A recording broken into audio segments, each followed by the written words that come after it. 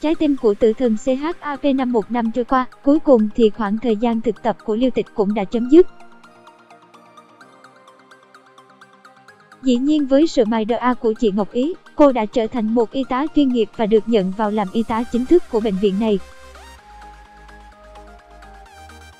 Liêu Tịch cầm bản hợp đồng trên tay mà lòng như rộn ràng, cô bà Trần Bốn Cẳng nhanh nhất có thể chạy về khoe với ba mẹ và các em của mình.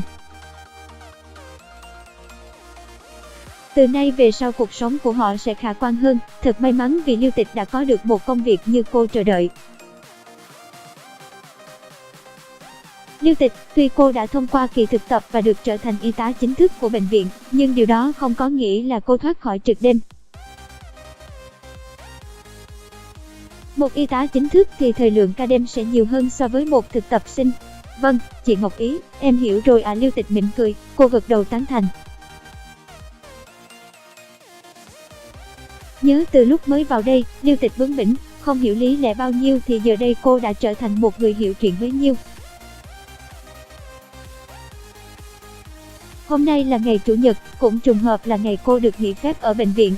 Liêu Tịch ngồi dưới tán lá cây ở góc phố, cảm nhận dư vị cuộc sống bình lặng. Liêu Tịch hài lòng, vốn dĩ cuộc sống là phải bao dung và vị tha.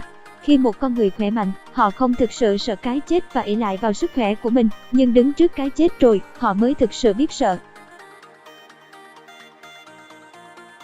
Thật kỳ lạ, làm trong ngành y học mới trân quý cuộc sống. Liêu Tịch, tạm biệt, mai gặp lại nhé. Đồng nghiệp của cô đã về gần hết, ở khoa cấp cứu hồi sức lúc này chỉ còn Liêu Tịch và một bác sĩ trực đêm. Mọi chuyện đều suôn sẻ trôi qua cho đến khoảng 1 giờ khuya khi Liêu Tịch cảm thấy đói bụng. Cô hiện tại rất muốn xuống căng tin bệnh viện để mua thứ gì đó ăn, nhưng mà nhìn sắc mặt khó khăn của bác sĩ trực trung, cô đành mím môi chịu đựng. Liêu Tịch, cô qua nhà xác một lúc, gọi bác canh giữ qua đây gặp tôi. Liêu Tịch chẳng mấy xa lạ gì với tính khí thất thường của ông bác sĩ này, với lại cô cũng khá quen với nhà xác cho nên nỗi sợ cũng giảm đi một nửa rồi. Liêu Tịch gật đầu rồi bước ra.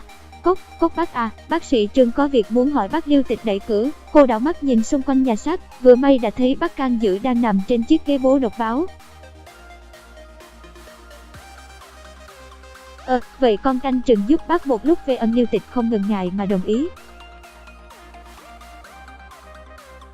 Ha, 1 năm rồi, con có tiến bộ đấy hì hì. Con sao à? Liêu Tịch ngồi vào chiếc ghế bố mà lúc nãy ông bác vừa đứng dậy. Cô lắc đầu nói không sợ cũng không đúng, nhưng như vậy là tốt rồi.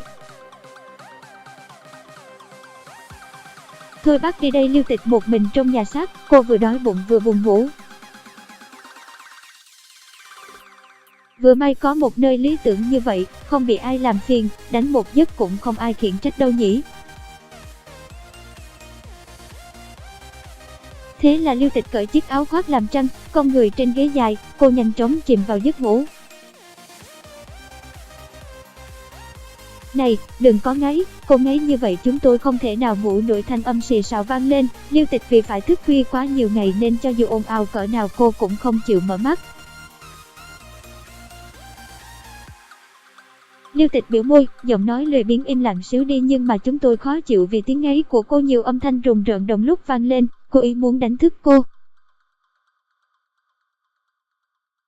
Liêu Tịch cảm giác có hơi thở sát mặt mình, cô cũng mặc kệ. Nhưng cho đến khi cảm thấy vai mình có gì đó ướt chảy ra, cô mới tròn tỉnh là máu. Chào cô bé y tá. Từ khung cửa sổ trên cao, chàng trai tóc bạch kim xuất hiện, anh ta nhếch môi, nụ cười khinh bỉ hướng về Liêu Tịch. Liêu Tịch nhíu mày, ánh sáng huyền ảo chập chờn trước mặt cô, đây không phải là thứ ánh sáng tốt đẹp gì, linh cảm của cô là như vậy.